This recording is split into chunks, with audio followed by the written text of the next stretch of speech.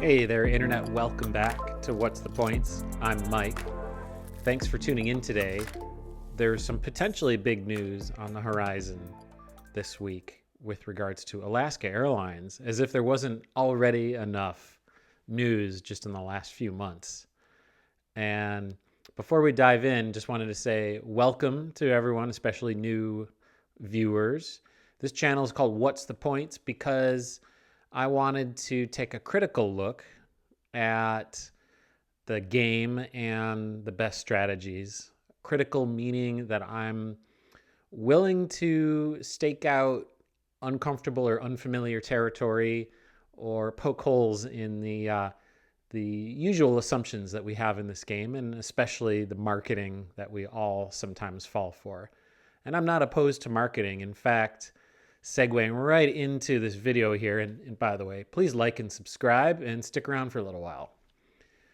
So the vice president of loyalty at Alaska Airlines, by the name of Brett Catlin, he was recently at a conference, and View from the Wing broke the news, the potential of shifting their loyalty program from a distance-based earn to a revenue-based. Now, Alaska is the last remaining holdout in the US that still offers a distance-based chart. And, I was starting to get really excited about Alaska for this year. And I think this is a good reminder to kind of come back down to earth and take a look at the marketing, which I have fallen for. And, can only be so much of a fanboy. My Hawaiian t-shirt notwithstanding. If you don't know, they tend to wear this kind of a Hawaiian theme, which is interesting because they were doing this before they even acquired Hawaiian Airlines. So I don't know the history on that. But the long and short of it is that this is the biggest differentiator of Alaska compared to its competitors. And even if you're not someone who cares about loyalty or status, when you really look at this, especially if you're not looking to just pay maximum cash fares, this would be a huge devaluation. Now, I don't know if this would actually have much devaluation on miles themselves as a currency. Maybe not. And so for those of us in this game who don't care about that, then maybe it's not such a big deal. Although, even if you don't, there's no denying that for most people, going to result in a lot less earned miles, regardless of what status that might lead to.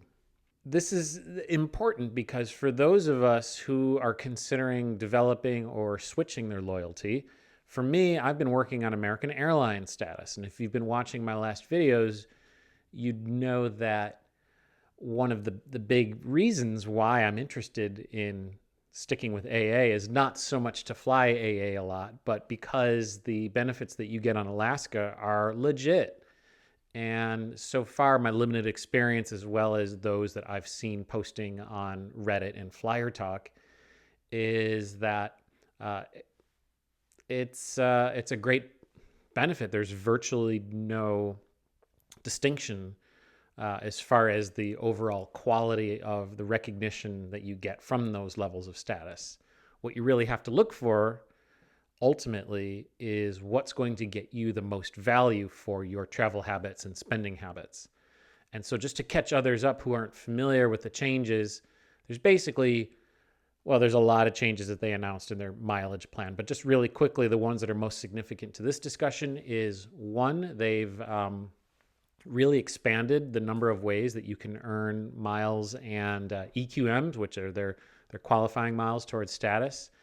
They have matched American Airlines in terms of expanding the ways that you can earn what AA calls loyalty points in Alaska. EQMs, they've expanded those to include most of the ones that AA offers, specifically shopping and dining. Those are the two biggest ones for me, but not simply miles. And I'll come back around to that in a little bit. The reason that I might want to switch over to Alaska as someone who is more interested in flying than Alaska than AA, besides the obvious simplicity, if you want to call it that, of going and earning status directly through my chosen partner, as it were, is that at least right now, they're promising what seems like the best of both worlds. The best of meaning the ways of earning non-flying award miles and loyalty earn that AA has, so that you can feel less dependent on flying a ton, or most importantly, only by spending the most cash on tickets. So not only does this enhance the number of ways that you can earn status and make it easier to customize, especially for those of us who are into point stacking, because that's really the only way that this works. And, I realize I'm perhaps a bit of an edge case here, but I think it's representative of, from what I understand, is the typical loyalty clientele for Alaska are not necessarily as much of business travelers. I don't know what the numbers show, but without a doubt, Alaska is marketing more to leisure travelers than business travelers. And I think the way that the loyalty program is designed right now seems to encourage that and be doubling down on that encouragement for this year. So in addition to having more ways to earn, you also now can earn by award flights and partner award flights booked through Alaska using Alaska Miles. So that's huge, especially for those of us who pay particular attention to the partner award charts that Alaska still maintains, which can allow for particularly good deals on international travel, especially business and first class. Now, that said, now that I've been following the forums most closely from those who are more experienced than I am, that seems like some of those redemptions are starting to get a little bit harder to find. Now, is that any different from any other program?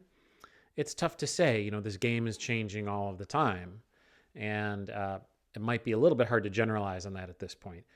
But I bring that up as an example of why we need to be careful about blind loyalty. That's the tricky part here, right? And so I'm not immune to marketing, and I have nothing against marketing in and of itself, as long as there is a sense of honesty and transparency. And the thing that irks me the most from this VP, Brett Catlin's comments, he's asserting that customers want this, meaning this change to revenue because of its simplicity. And to me, that seems a little bit dishonest and a little bit insulting to its core audience. Like, sure, simplicity, I'll be the first in almost any context to agree with the idea that simplicity is always a helpful element to have, especially with regards to airline travel and airline loyalty programs, which can get really complicated real fast. So, this is a bit of perhaps an alarming change, because if you were to take away the distance-based earning, I think what you'll find in most cases, certainly for myself, even though I haven't run any kind of detailed analysis on this, is that I would earn significantly less cash or miles-based travel in terms of progression towards status. Let's think of a good example of this. So let's say that you are flying to Tokyo from San Francisco. I don't know what that mileage is offhand, but let's just call it 4,000 miles. And so if you flew economy anyway, there's a whole chart of different sort of multipliers that can make it less or more, but nominally speaking, you're going to earn 4,000 miles. Is your ticket going to cost $4,000? Because that would be the equivalent change. No, it's not. And more to the point, if you are booking on, say, Japan Airlines business class, you're going to be spending right now $60,000, if you can find availability, that is, Alaska miles. And so as I understand it, that would result, still you would earn 4,000 miles, but if they changed this formula to be revenue-based, and presuming they do it the same way that United and Delta do it, which is 1 mile redeemed equals 1 loyalty point in that specific system. You're only going to earn, in this example, 600, right? Because 60,000 points, if it's 1 point per penny, that's only going to give you 6,000 miles. So you're getting, what is that, like 1/7 of the miles in that example? And that's just one. So I think this would be bad news for this program. And I think what we saw with Delta, I mean, look at what happened last year. They had to walk back a lot of their changes. And I get that sometimes some of these changes are needed because if there's too many elites, it waters down the program and makes it less useful having status. So I see that the importance of that factor. And also with lounge overcrowding, I don't think that's as much of an issue with Alaska lounges as Delta lounges and others. So I get that there's always a balancing act. But the thing that troubles me here is this assertion that customers want this because of simplicity. I frankly just don't believe that. We should speak up on this because it was clear in the Delta example that if people do speak up, that it gets noticed and reported about and can result in changes, such as backpedaling those changes. So, it would be easy enough to just throw your arms up in the air and say, well, forget it. Loyalty is a loser's game anyway. And, I'm just going to go back to being 100% free agent. And there's nothing wrong with that. All I'm saying here is that for me right now, my experiment is how can being mostly loyal, without going overboard, meaning taking really inconvenient flights or overspending, and still see some benefit from status and have a preferred partner as someone who is still ultimately mostly loyal to value and to the points and miles game and playing it intelligently and not to a specific brand, but is also willing to recognize the fact that, let's face it, loyalty is really useful. I mean, hotels, no one in this game argues that it's not helpful for hotels. So why are we so quick to dismiss it on airlines? Looking at the changes that are being proposed here, it's clear that this would be a significant devaluation and a significant disincentive. And so for me, at least, I think this would shift me back into AA camp, presuming that there aren't any changes to the reciprocity there of how your AA status is recognized on Alaska. That would cause me to shift back to AA because AA, at least for non-flying loyalty earning, is still better and easier for a number of reasons. And just to call out three really quickly, one is Simply Miles, which I mentioned earlier. The nice thing about Simply Miles is that you can link your MasterCard, although I've noticed, pro tip, it only seems to work on personal cards. I tried using my IHG business card and it refused to link it. It will automatically pretty much grant you the award. So it's kind of like signing up for your bank offers, merchant offers, like if you go into Chase or Citi, Amex, they have a fair number of offers. And so far as I could tell, even though the terms and conditions often say you can't, there's usually opportunities to stack that on top of merchant offers that you can get from the bank. And on top of all of that as well, shopping portals such as the AA shopping portals. So it's not out of the question that, for example, you might decide to go with Rakuten or some other shopping portal if you see higher earnings through a particular merchant. But you could still stack that with the Simply Miles. So in doing so, you can still be intelligent about this, still earn a bunch of valuable AA miles, still work your way towards status without having to change your spending habits too much. I need to be honest with myself and others that just, even though that was my intention, the reality of the game is that it kind of pulled me in, and hitting these milestones has felt very rewarding and fun, if sometimes frustrating for different reasons. And that's one of the big advantages here, is that Simply Miles for me seems to work every time. The shopping portal doesn't always. It really, the numbers are all over the place. And if you look at Flyer Talk, you'll see that some merchants seem to have more bad luck than others. So there's a little bit of voodoo going on there, and you have to save your receipts and send an email and hope that the portal credits you.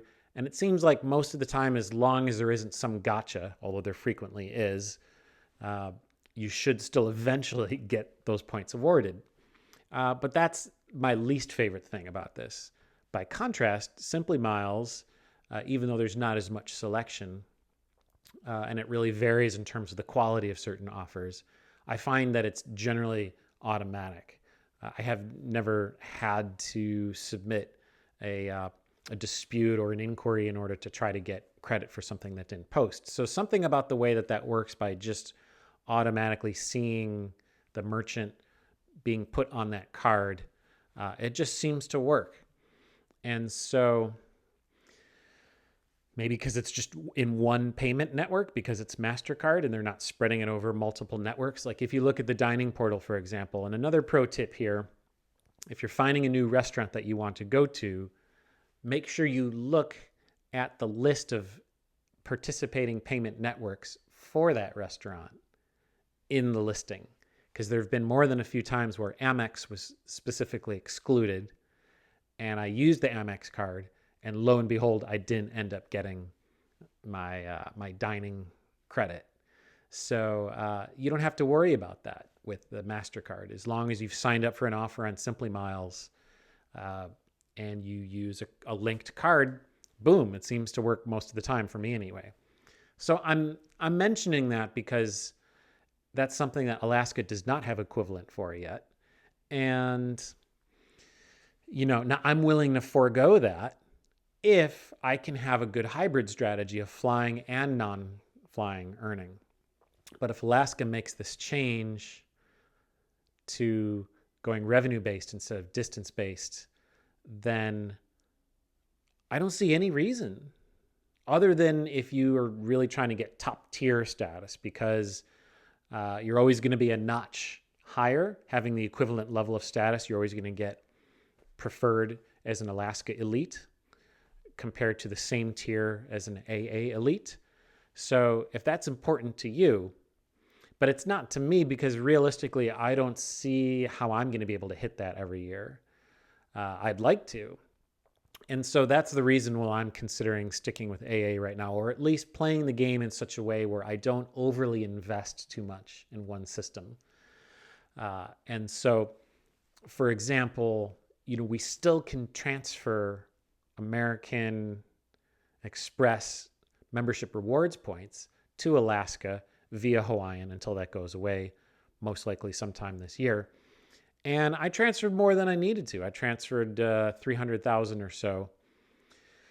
And so now I'm sitting on, almost 500,000 Alaska miles. And I have a little bit of purchase regret now seeing this change, because I'm realizing, okay, it seemed like the case would be that AA would be more likely to devalue. And this is the argument frequent miler make. Because Alaska had changed theirs most recently and AA hasn't in several years, therefore, it seems likely that we'll see some sort of devaluation. But the reality is, right now at least, AA miles, even by their admission, still continue to be the more versatile and more valuable in terms of availability and uses currency. And so, therefore, I kind of wish I had held back a little bit, but I was doing it because I was thinking, well, this might be the only real time that I have to just dump a whole bunch into Alaska. But I'll admit, part of why I was doing that was because of this mileage plan change. And so what that means is that because I live in an area on the West Coast where there are a lot of Alaska flights to take, then I can do relatively low value redemptions. And the reason I say low value is because, generally speaking, you're not going to get great value, just like most domestic U.S. airlines, using the miles on the same carrier, which is kind of a weird thing about this game, but that's just how it goes. The one exception to this, though, interestingly, still remains American Airlines. And even though it's a little bit more random and harder to predict, I and others, from what I can tell, are still frequently finding really good deals on domestic travel on AA metal using AA miles. I don't think the same thing can be said for Alaska miles. And so for me, this has been a cautionary tale to find that balance between having enthusiasm for a brand and having the willingness to accept a little bit more risk than normal in terms of doing a speculative transfer like I did, because I know at least I can get mediocre value, right? But, on the other hand, I have the American Express Business Platinum, and that allows me on my chosen airline to get a floor of 1.5 cents per point on redemptions for booking cash fares using MR points. So that's a better use case from what I can tell, probably even for booking the majority of Alaska Airlines flights. So in other words, if I'm mostly going to fly Alaska, I'm willing to bet you that booking those through the Amex travel portal, getting that 1/3 rebate back in MR points, is probably going to be fewer points spent. Not to mention that Alaska will treat that as a revenue fare, and so you'll get mileage earning on top of that. So I realize I've kind of painted myself into a corner here, that the only way this is really justified, assuming I keep the expensive Business Platinum open, that really remains to be seen. That's a different topic for another time. But now I've abandoned, as it were, a large number of miles. And so now the pressure's on for me to redeem those. And honestly, what I'm coming to terms with is that certainly in the next year, I'm not going to be able to redeem anywhere near the majority of these points on high value redemptions. And so now there's a little bit of a pressure for me to try to use these, especially if there is some sort of devaluation to Alaska, either on the mileage plan or to their award chart in general. So that's the lesson learned here. And I'm feeling a little bit burned by this because it's been kind of a splash of cold water in the face, or even a bucket of ice water on the head. Because even if they don't make this change, I made a little bit of a misstep here, a miscalculation, because without a doubt, some of those MR points would have been better off staying with Amex. So you can never go wrong not doing a speculative transfer is kind of what I've learned here. Although that said, I sort of wish I had transferred more MR points to Virgin Atlantic with that 40% boost. That would have been nice. So, hey, it is what it is. At least you can get Alaska earning status, earning using miles. But if I don't switch over it, then that's kind of moot anyway. Right now, between having Simply Miles and these loyalty point earning bonuses, that's the other big difference, is that there's these thresholds with AA.